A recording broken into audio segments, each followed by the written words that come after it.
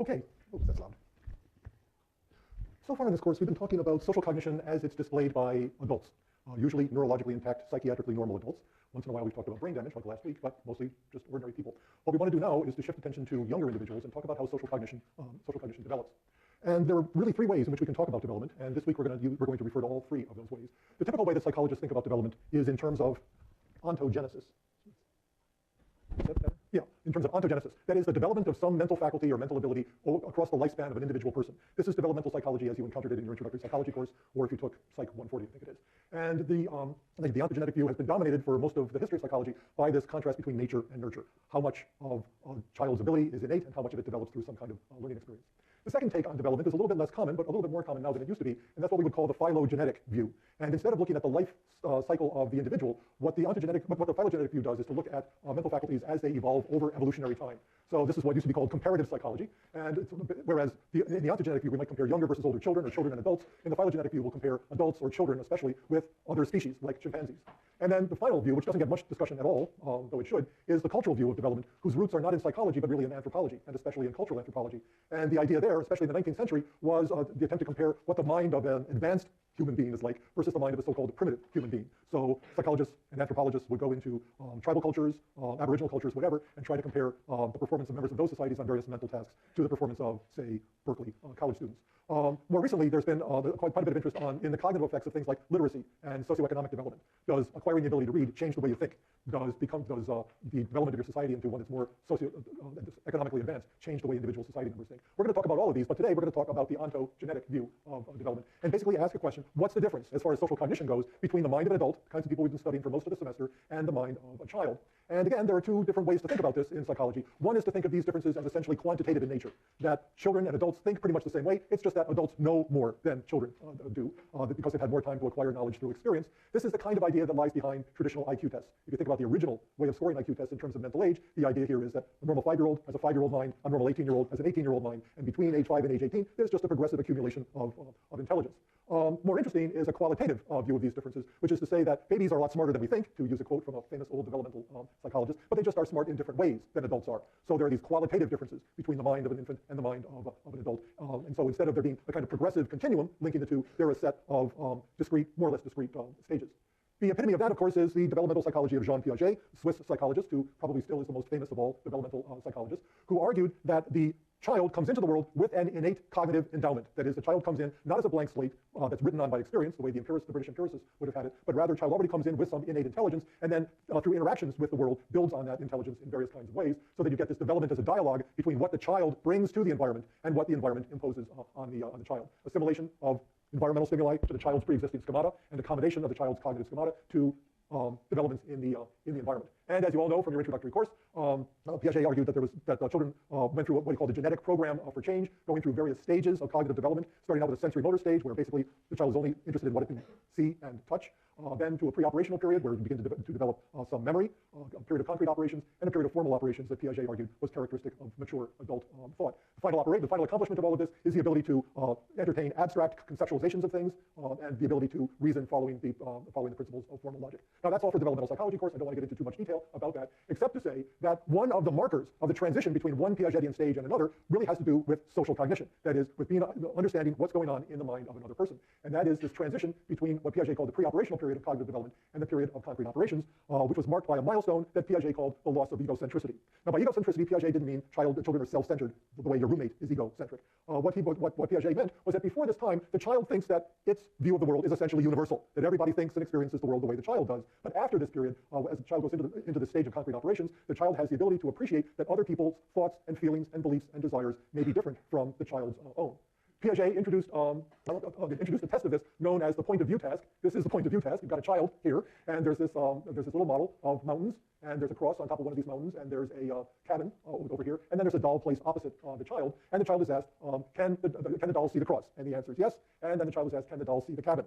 A very young child will say, yes, the doll can see the cabin because she thinks that everybody sees the world the way she does. An older child, Piaget found, will say, no, the doll can't see the cabin, and the reason the doll can't see the cabin is that this mountain here is in the way, okay? So this loss of egocentricity entails the ability to perceive the world the way another person does, to have some idea what another person thinks, believes, feels, wants, and whatever. Yes? Is the loss of egocentricity equivalent to the creation of the self, or does that come before? Well, let's see, I think what Piaget would want to argue is that the self comes beforehand, but I think at this point the child is definitely, you're onto something here, which is the child is definitely beginning to distinguish self from other in various, various, let's put it, concrete ways. We know from other evidence that children have a self concept a lot earlier than this. For example, infants will do mirror self-recognition at about age 18 months. They'll recognize what they see in the mirror as themselves, so they've got some internal mental representation of themselves. Yes, quick. Well, it wouldn't make sense to ask about what a doll can see who's not present. Yeah, okay. I don't think Piaget ever asked that question about these kids. But the idea is here are these people who kind of share an environment, but the child has a perspective on the environment that the doll doesn't have, and that's what the test is all about. So the general idea here is that here's in green correct answers. What Piaget discovered was that somewhere around age 7 or so, children begin to answer this question correctly, that is correctly from the point of view of the doll, in a way that they didn't before. This is what's known as the famous 5 to 7 shift. Somewhere between age 5 and age 7, the child moves from this pre-operational period into this period of concrete operations. So what Piaget would say is, roughly here, around age 8 or so, certainly by age 10, the child now has an ability that he or she did not have before to see, to appreciate how other people see the world, and to appreciate that that's different from the way he or she does it. Yeah. That's exactly where we're going. Okay, that's exactly what's happening here. What Piaget called the loss of egocentricity. A new generation of developmental psychologists, like Berkeley's own Alison Gopnik, who's a leader in this area, argues that what's happening around this time is not just the loss of egocentricity, but what the child is doing is acquiring a theory of mind, by which we mean the understanding that we have thoughts that are mental representations of the outside world, and that those thoughts that we have, those percepts, might or might not be accurate. Okay, so that's the first element of a theory of mind, that our percepts are not necessarily accurate reflections of reality. And the second element is that other people have mental states just the way we do, but that their mental states may differ from ours. So what a theory of mind really is the child gets to psychology for the first time. Okay, and so begins to ask questions about what does somebody else know that I don't know, what do I know that somebody else doesn't know, and so on. So there's a direct link between Piaget's concept of egocentricity and this more recent view about the theory of mind. What's different about this is that I think the theory of mind people tend to think about these transitions as a lot more continuous than Piaget did. Piaget really did write as if there were kind of these sharp boundaries between the various kinds of stages. Moreover, the theory of mind is embedded in an even broader view of development, which Gopnik and her colleagues call the theory of development, which is to say that what happens during development is that children acquire, test, revise, retest, re-revise theories in a whole bunch of different domains. So children will have an intuitive theory of the physical world, about where something's going to land when you throw it. They're going to have an intuitive theory about the biological world, the difference between objects that are living and objects that are not living. They're going to have a theory about the psychological world, whether other people have minds that are different from yours, and they're going to have theories about the social world as well. They're going to start dividing people up into races and genders and upper and lower class, and our kind of people and their kind of people or whatever. So the theory of mind is really embedded in a whole process of a whole web of theories about the world. What we're going to do now is to focus just on the theory of mind. That was excellent transition. Thank you very much. So there's that. Okay, I just did that. Okay. So these elements of this theory of mind basically come out this way. First, other people have beliefs. Okay, first, your beliefs are beliefs, and they may be true or false. Second, other people may have beliefs, and they may be true or false, and they may differ from your own, and that's true for their feelings and desires as well. From this point of view, though not from the point of view of the theory, but from the point of view of theory of mind, the development of cognition is really the development of social cognition, because it's always about the ability to read other people's minds. Okay, here is a very familiar test for the acquisition of a theory of mind. It's known as the false belief task. You'll see references to this all over the place. And what happens here is that there's an experimenter there, and there's a child, and there's a puppet like this teddy bear, and there is a piece of equipment that is ubiquitous in developmental psychology labs, the oatmeal container. Okay?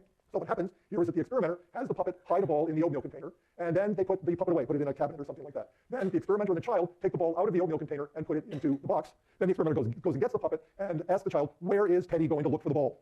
Okay? And the general finding is, if you do this with kids who are 2, 3, 4 years old, they'll say, Teddy is going to look for the ball in the box. And if you ask the child, well, why will Teddy look for the ball in the box? The child will say something like, that's where it is. Okay? The child thinks that Teddy knows whatever the child knows. But after about age 4 or 5, what the child will say is, Teddy will look in the oatmeal container. And you ask her why, and the child will say, because that's where Teddy thinks it is, or words to that effect. So the idea here is that at some point, somewhere around age 4, the child gets the idea that other people have thoughts, and their thoughts may be different from my thoughts. Here's the performance of kids on this false belief test. Pardon me, I don't know what's happening here. But so these are children who are 3 months, 2.5 years old, and they don't do very well. Here are children who are about 5 years old, and you can see that somewhere between age 4, here's 48 years, and 5, the majority of children are beginning to pass this false belief test. And of course, as they get older, they get even more children pass it. But this is the critical point here where half the kids are passing. And this, again, is this landmark in social cognition, the understanding that other people have thoughts and beliefs and feelings and desires that are different from one's own. Yeah. Not so much, interestingly. IQ is not a very good predictor of this. We'll see later, probably on Wednesday, that autistic kids don't do very well on this task. But within the normal range, it's pretty much about this time, okay? More or less independent of IQ. All right, so this is just a variant where the child is being asked about himself and also asked about the other person. So what we're talking about here is what the philosophers and others call intersubjectivity. We've got first subjectivity, which we talk about in the consciousness course, where you're aware of your own mental states. Intersubjectivity, which we're talking about in the social cognition course, where you're aware of somebody else's mental states. Mental states being construed broadly to include all sorts of thoughts and feelings and desires and all of that. Okay. Now Here we have to footnote something because we're going to start using a philosophical term known as intentionality or intention. And we have to distinguish between two quite different meanings of this term. In English, intention really has to do with a person's motivational state. That is what they want. So if I say I intend to go to class today, that's the English meaning of intention, referring to the goal-directedness of behavior.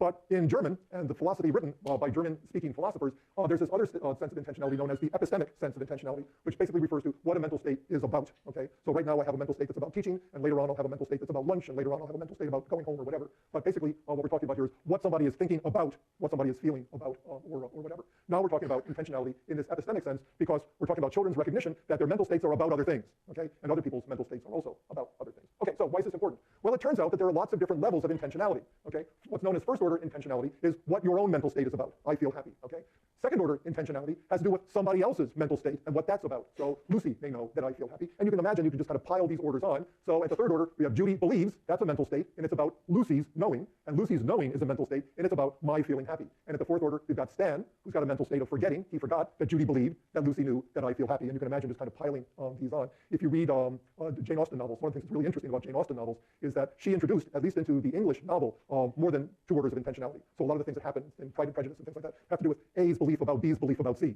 And that's really the first time in English literature that occurs. If you read some modern novels in English, like the work of Henry James or Virginia Woolf, classified as modern authors, they sometimes require the reader to manage 4, 5, 6 levels of intentionality.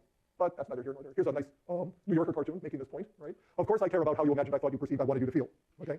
That's about 6 levels of intentionality right there just between these two individuals. But if you think about it for a second, a lot of social cognition has this quality to it. I think about what you think, and what you're thinking about is what I'm thinking about what you think, and we all have to manage these various levels of intentionality.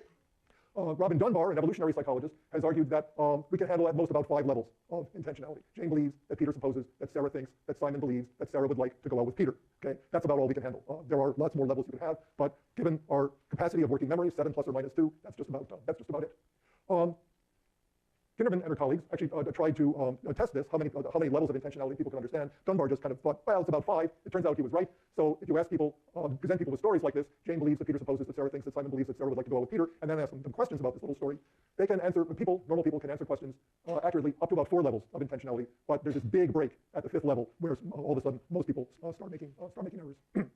Okay, so now let's take this distinction between levels of intentionality, different levels of intentionality, between first order and second order beliefs, and turn this into an experiment on what children can do. This was an experiment by Joseph Perner and his colleagues, who looks at first what he calls first order false beliefs, which is the kind of thing that's tested by the standard false belief task. Mary thinks that the ball is in the can when the ball is really in the box. And then what Perner called a second order false belief, where John thinks that, Mary thinks that the ball is in the can, when Mary really thinks that the ball is in the box. Okay, it's John's belief that's wrong here, Mary's belief that's right. So now you can imagine that you can modify the standard false belief test, just by kind of piling on characters here, to test how children do when it comes to the comparison between first order and second order false beliefs. Perner did this with a story. Everybody's got their own story. This is the ice cream truck story. It goes as follows. John and Mary think that the ice cream truck will stay in the park all day. Okay, that's the first element. Mary says she's going to buy an ice cream in the afternoon. And so Mary leaves John in the park to go do something else. John then learns that the truck is moving to the church. Now Mary isn't around when John learns this. So then, later on, through another route, Mary learns that the truck is moving to the church, but John isn't present when Mary learns this. We get that it's almost like a Jane Austen novel now, right? And then we get John goes to Mary's house for help with his homework, okay? And when he gets there, Mary's mother says she went to get an ice cream. So now the question is, where does John go to meet Mary? Okay, it's a good question, right? Where does John go to meet Mary? Yeah, that's right. Okay, well, that's not completely easy to do. So here you go. So now there's a test for this theory of mind. At the first order, we ask, where did Mary go to get ice cream? All we're asking about is, what does Mary know at a particular time? The second order theory of mind asks, where did John go to look for Mary? And then you can give, after you give your answer, you have to justify it with one or another of these beliefs. One set of beliefs is, John doesn't know that Mary already knows that the van moved, okay? Or John doesn't know that Mary had talked to the ice cream man, or she said she would go to the park to get ice cream, or whatever. So there are lots of different justifications you can offer for the answer that you give. But the most important thing is, at the first order, understanding where Mary goes to get ice cream, and at the second order, where did John go to look